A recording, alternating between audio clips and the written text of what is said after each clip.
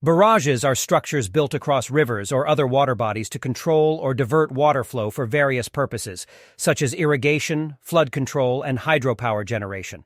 Barrages typically consist of a concrete or earthen dam that spans the river, creating a reservoir or pool of water upstream.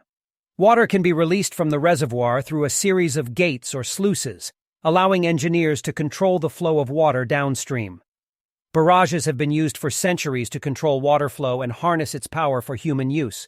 In addition to providing water for agriculture and other uses, barrages can also generate electricity through hydropower. However, barrages can also have negative impacts on the environment and local communities, such as disrupting fish migration and altering river ecosystems. Modern barrages are designed using advanced engineering techniques, such as computer simulations and modeling, to ensure their safety and effectiveness.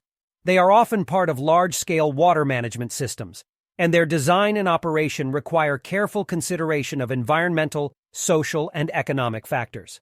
Overall, barrages are an important tool in the management and control of water resources, and their proper design and operation can provide significant benefits to society. Regenerate response.